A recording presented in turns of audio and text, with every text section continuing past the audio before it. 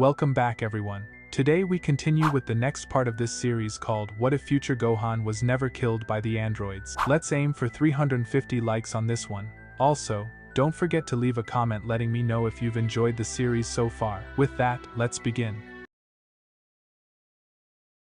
Out of the corner of his eye, the Demi-Sen saw 18 turn her back to the people and quickly pull her red hoodie over her head. Good move, he thought quietly before answering. Yes, still in slight shock at the savagery he had just committed, Grandpa Gohan decided to fall back on a superhero voice he had heard as a child. Yes, it is I, the Golden Warrior. You are safe, citizens. He stepped out of the way of the truck and motioned for them to continue, unfortunately toward the two deceased bodies. You will have clear passage from now on. Please continue on your voyage, loyal citizens of South City.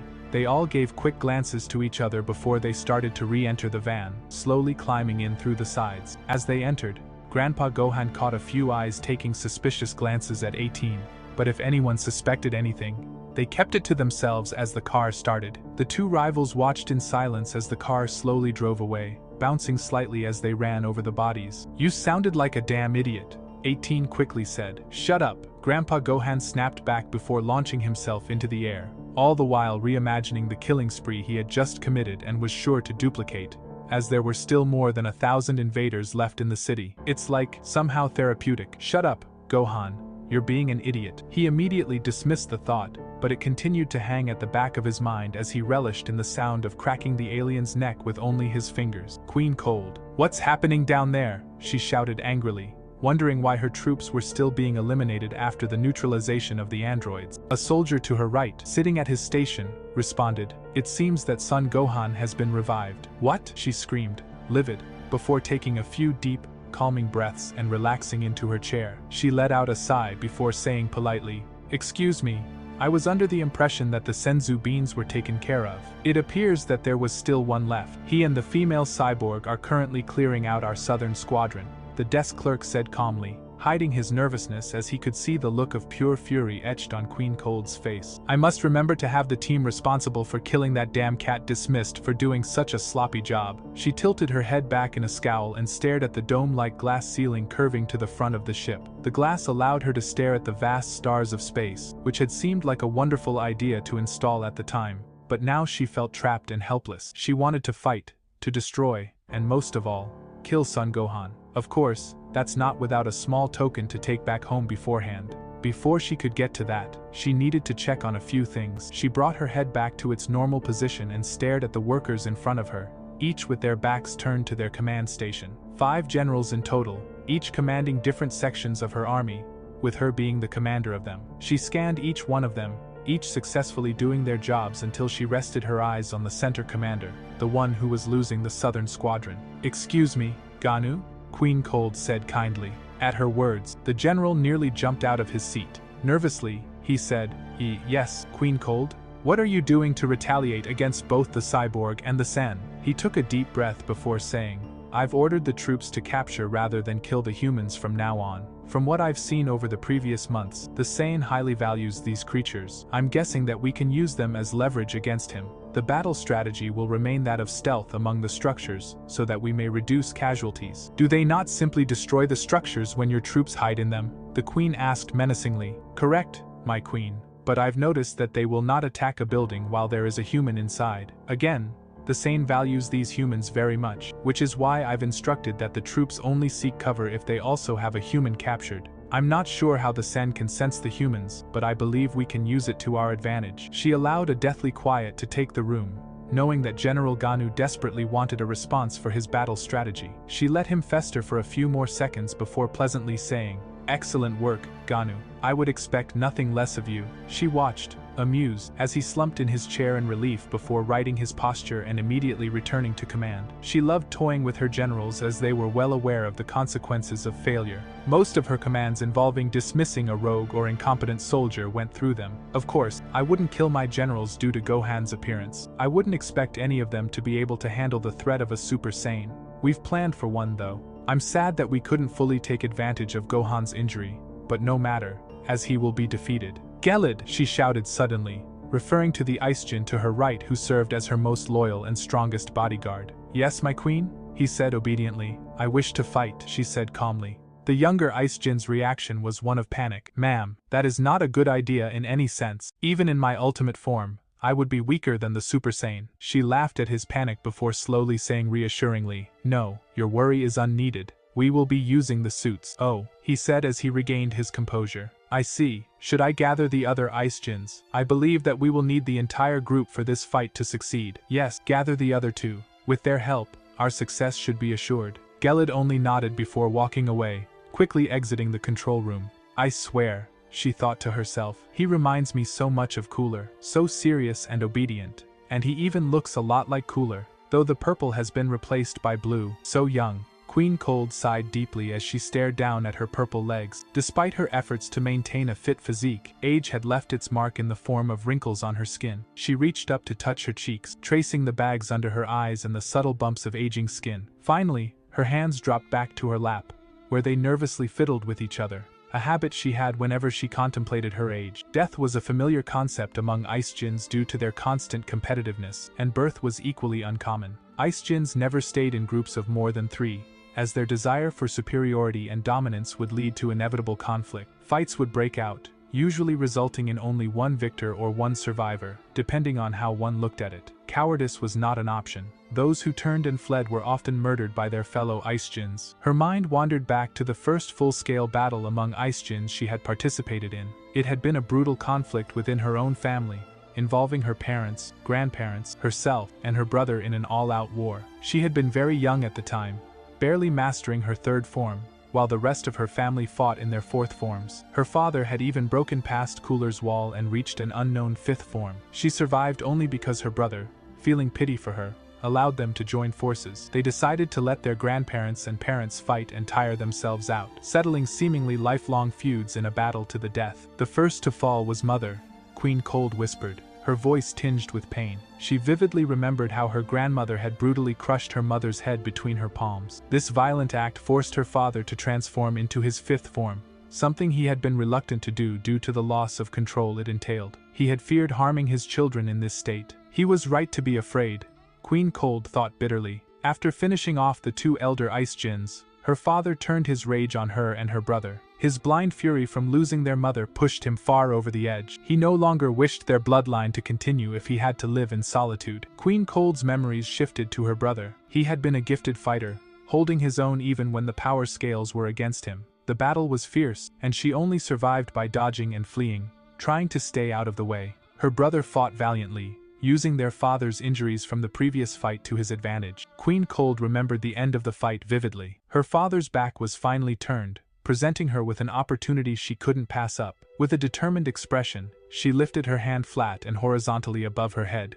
Charging a blood-red destructo disc, she quickly threw it, aiming for his neck. Her father, ever alert, glanced over his shoulder and spotted the blade just in time. He prepared to dodge, but her brother wrapped his arms and legs around their father's torso, using his remaining Kai to hold him in place. Hold him tight, Queen Cold shouted, her heart pounding. In a desperate bid to escape, their father flew upward, the direction with the least resistance. This movement sealed both their fates as the disc passed through both warriors, cutting them in half. Queen Cold grimaced, reliving the horror of watching her father's and brother's mangled bodies squirming on the ground, their blood mixing into a giant pool of red. Her father died first, his arms also severed, causing him to bleed out faster. Despite his condition, he used his last moments to try and murder his remaining child. Her brother, however, was calmer, as if he had predicted this outcome. As they both tried in vain to stop the blood loss, Queen Cold spoke quietly to him, tears streaming down her face. "Stay with me, please," she pleaded.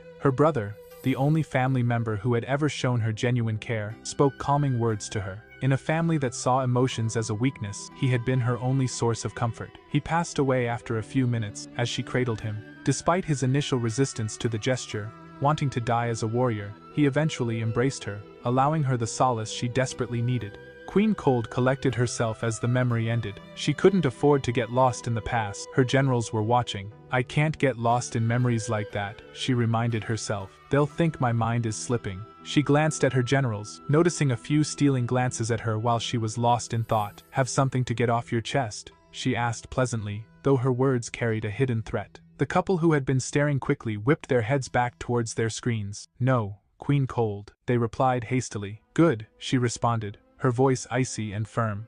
A lone figure stood in the middle of the road, his face hidden by the hood of his black hoodie. His jeans were torn and stained, matching the desolate landscape around him. Broken windows and crumbled walls framed the decimated city as he slowly walked, his eyes scanning every corner. "Where are they?" he muttered to himself, his voice barely audible. Suddenly, a light cackle broke the silence. He turned to see a purple-skinned follower of Queen Cold standing behind him. The alien's raspy voice cut through the air. "Come here, little human. I promise I won't hurt, well, kill you." The hooded figure's response was immediate. He ran. "No, get back here," the alien shouted, firing a small Kai blast from his hand. The red beam missed by inches as the figure stumbled but managed to keep his balance. He continued sprinting down the road, with the alien in hot pursuit, firing off frustrated beams that miraculously missed their target every time. As he ran, the hooded man spotted another warrior clad in sane armor up the road, a clear sign of loyalty to Queen Cold. The new pursuer's presence alerted 2 more companions, turning his initial chase into a full-blown hunt with 4 aliens on his tail. Desperate, the man veered left into a narrow alleyway,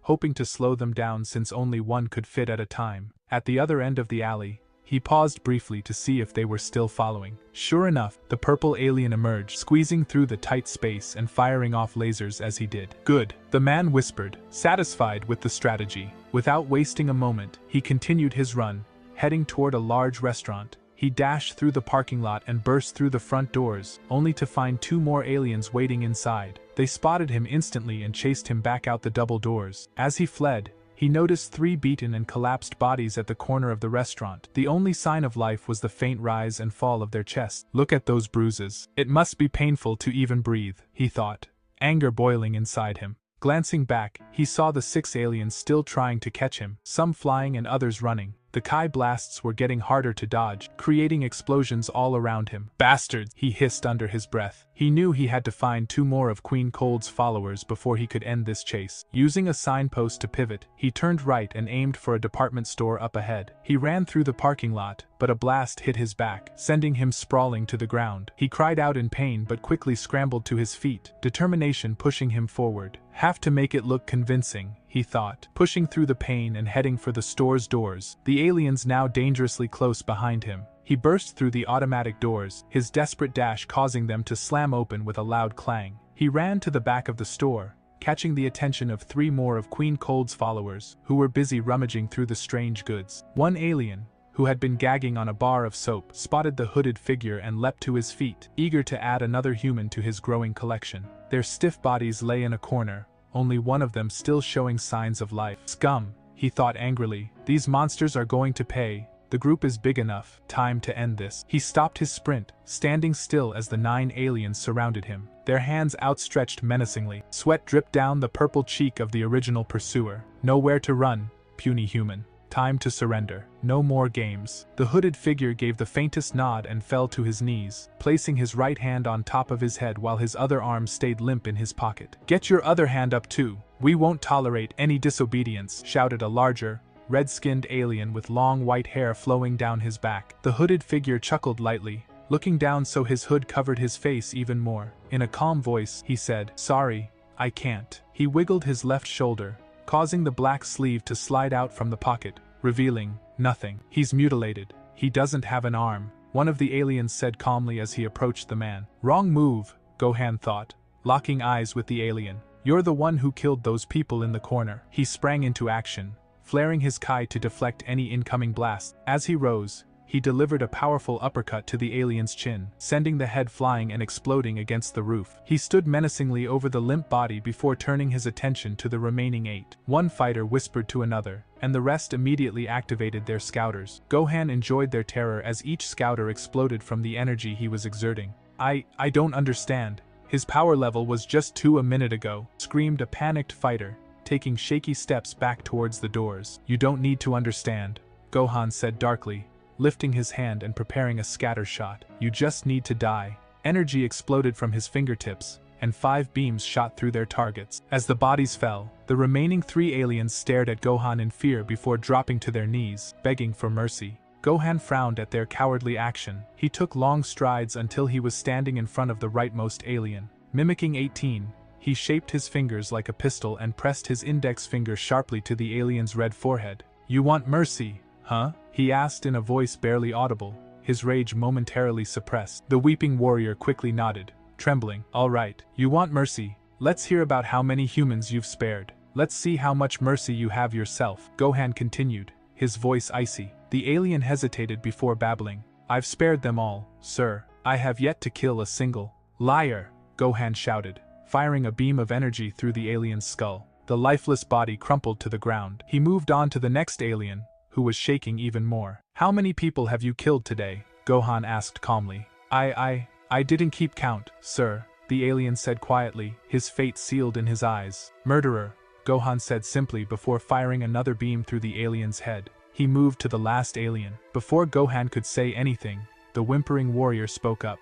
There will be no mercy for me, will there? Gohan shook his head. No, he said before firing the beam through the alien's brain, watching the corpse slowly collapse to the ground. Not a single one of you deserves any mercy for what you've done. Gohan then checked on each survivor, unbinding the people at the restaurant and doing his best to revive the one struggling to survive at the department store. His efforts were in vain as the poor man passed soon after learning his companions had been killed. His trauma had been internal, with crushed and sharpened bones puncturing his organs. Gohan watched solemnly as the man closed his eyes for the final time. Without much reaction, Gohan gently set the body down and sent the survivors on their way. He found them a vehicle and told them which areas were cleared out in the city, everywhere except the small district they had been captured in. Once he saw them leave, he turned and flew off, sensing that 18 had cleared out the last major group of invaders far off in the distance. The two had developed the tactic of posing as fleeing humans after noticing the aliens' desire to capture Earth's people.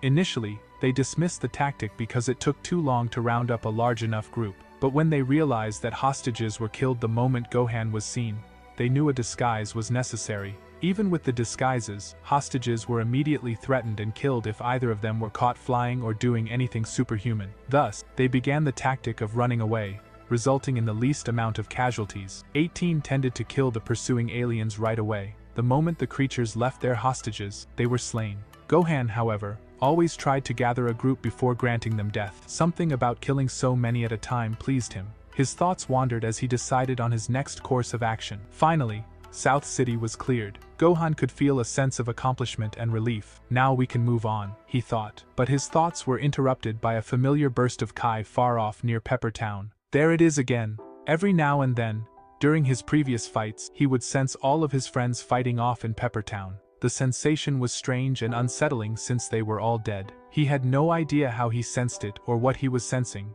but it was enough to make him curious and cautious. The power only flickered for short periods, as if trying to conceal itself from him. Why would they hide from me? Gohan pondered. Rather than continue questioning himself, he decided to blast off towards the power levels, letting 18 handle the remaining invaders by herself. It took him barely 3 minutes to reach the town as he flew at his top speed in base form. He landed with a light tap, noting the eerie silence that enveloped the town. Where is everyone? He turned in the direction where he felt the last group of invaders and set off, examining the buildings to his right and left as he flew. There was no sign of life, not a single living creature present among the houses. All right, this is a little creepy, he muttered. Suddenly, Gohan's head jerked back towards the alien power levels as they started disappearing one by one. He accelerated quickly, trying to reach the group before the last one was slain. As he flew, he noted that the energy levels weren't disappearing like they did when 18 or he killed someone. They seemed to deplete rapidly to nothing. The fight was over in a matter of seconds. He felt the familiar flare of Kai resembling his old friends just ahead, but something froze him in place as he realized there were other power levels as well. I feel Frieza and Nappa. What? Gohan noticed that the energy felt collected, as if it was from a single individual rather than an entire group of warriors. Shaking his head, he felt his key sensing abilities had betrayed him. Realizing that the energy wasn't wavering or suppressing itself as it had done every time before, Gohan decided to flare his own ki as a way to announce his presence. He shouted excitedly, "It's me, Gohan," hoping to see some familiar faces. Maybe they were allowed back to the living for a day since they saw the destruction Queen Cold was causing. Yeah, and a few baddies got out as well, which is why Frieza and Nappa are here, he rationalized. He reached a dead end where the road halted by a single house. He could feel that his friends were on the other side of the home and immediately flew over, scanning the backyard. He found nothing. What? Gohan muttered, baffled by the emptiness. He landed quickly, still sensing the power energies nearby. After a brief inspection of the yard, he finally found a hovering golden key blast the size of a basketball. It was cleverly hidden behind a tree in a bush to obscure its distinct glow. Still partially believing that his friends might somehow be connected to the sphere, he knelt down and cautiously extended his hand, lightly touching the energy with his finger. He closed his eyes and felt the familiar, comforting energy of his father. It was faint and somehow fused with other energies, but unmistakable. "Nice to see you again, Dad," he whispered. Gohan leaned forward, causing his finger to enter the sphere further and detonate the blast. The explosion knocked him onto his back, though he avoided serious damage. He lifted his head to look at the spot where the sphere had been before shouting loudly, "Damn it!" He jumped to his feet, realizing the blast had been nothing more than a diversion. Why in the world would it have been my friends reincarnated into light? That's such a foolish idea. I'm so foolish. The demi-sane allowed a few seconds for the sadness to settle in the pit of his stomach. But I wanted it to be them so badly. Gohan leapt into the air, rising and scanning the grounds as he ascended. He stopped his rapid ascent, now able to see most of the town. Unable to catch any movement with his sharp eyes, he closed them and focused on reading energies. He widened the diameter of his search, each attempt more futile than the last. As his search extended to encompass half the globe, he noticed Trunks' Kai signature had rejoined the battle in West City, and was gradually dropping. What? Shouldn't 16 be taking care of West City? Why did Trunks jump into battle when it's obvious he isn't ready with his wounds? Realizing he was still in Pepper Town, where androids 15 and 14 were supposed to be guarding, he took a few more glances around the town but found no trace of the androids or anything else. Well, maybe the androids moved on to another city since they cleared out everything here. It worried him that he couldn't find a single trace of human inhabitants, as if the entire town had been deserted for years rather than a day, while there was a chance the people had decided to evacuate when the battle began. Just like in South City, he couldn't shake the feeling that something far worse had happened. Those bags of bolts better not have murdered them. If they did, it'll be their lives to pay afterward, Gohan thought grimly. This idea was dismissed as no bodies were visible. Not a single one on the multiple streets or even in the few structures he entered periodically. Occasionally, he did find piles of clothes here and there with a large puncture hole in the back, but no exit wound. What kind of weak ki blast can only pierce through a portion of the body before dissipating? I've never seen something like that. Unless this wasn't a ki blast. Gohan handled the dirtied shirt delicately, pondering what sort of attack could only shoot through part of a body before vanishing. He also questioned why he found nothing but clothing. Did the attacker undress their victims once they were slain? If so, why was there no blood staining the clothes he picked up? Surely, with a puncture wound of this size, there would have been some sort of spray. The demi-sane desperately wanted to explore further, paranoid that somehow the appearance of his friends was related to the disappearance of all the people in town. Several questions plagued him. Why his allies would evade him, why there was barely a trace of residence, and where the androids had gone. He decided to put these questions on hold as he felt his young pupil flaring his Kai desperately, signaling for his master. "I'm coming, Trunks, just wait for me." Energy shot out from all around him, propelling him through the air at speeds that would make hedgehogs cry. He sped in the direction of his friend and arrived at the battle far sooner than he had anticipated. Wow, all that training with Trunks must have paid off, he thought. His self-praise was short-lived as he recalled his pathetic defeat to Android 16, but not enough. He observed the fight below, witnessing a vast change in battle tactics from Queen Cold's soldiers. They swarmed both Trunks and an android? As he stared down at the mystery fighter standing her ground alongside his pupil, a strange curiosity took over. She didn't fight like the other androids, and it was obvious by her sweat that she was tiring just as Trunks was. Who is this? He knew he was being selfish to Trunks, but he wanted to observe the fight for just a little while longer before engaging, making sure he wasn't missing any key components. The two fought on the ground, firing upward. Smart, keeps the enemy in the sky. If the two were airborne, they would have to worry about being attacked from below. He watched as the invaders swarmed around the two, creating a circular dome that was held back by Trunks' continuous and accurate infinity bullet, each blast dropping a warrior from the sky. He watched closer and saw that a few aliens had gotten through the boy's infinite barrage of blasts, but before Gohan could worry, the woman intercepted the trio. He watched, intrigued, as she fought off the three, her style resembling that of the Turtle School. How strange, where could she have learned that? He continued to watch, noticing her preference for ground combat. Her flight skills were shaky at best. When she took to the air, she could barely keep up with her opponents. However, he was impressed by her ability to continually lead the fight back to the ground, aware of her weakness. Seeing the strain the boy and woman were under, Gohan decided to leap into the fight, though crash might be a more appropriate term. He bolted through the mass of aliens, scattering many as he landed with a thundering boom next to Trunks and the mystery woman. His sudden appearance caused the battle to screech to a halt, everyone now aware of the older Demi-san. I suppose that's not a terrible way to make an entrance, he thought, smirking. He glared at the surrounding forces of Queen Cold, each one of them eyeing him warily. To his left, he heard Trunks say between gasps, "I'm glad you could make it. What took you so long?" Gohan merely shrugged. "I was looking into things at Peppertown. It seems it's been completely cleared out." His eyes never left the enemies surrounding them. "I don't think this is the time for chatting," said the woman, still glaring furiously at the surrounding aliens. Gohan eyed her curiously. She had distinctive pale blue eyes, lightly tanned skin smeared with blood, and a few cuts. Her attire resembled workout clothes, with black spandex shorts and a tight-fitting t-shirt stained with blood. Most notably, she had dark black bangs that fell in front of her eyes and a long black braided ponytail that reached her hips. Foolish, Gohan thought. The hair blocks your eyesight, and the long braid is easy to grab. "I agree. Let's finish this," he said. The group of invaders had yet to converge on their small team, perhaps because they had a faint idea of who they were dealing with. Realizing how long it would take to eliminate each alien one by one,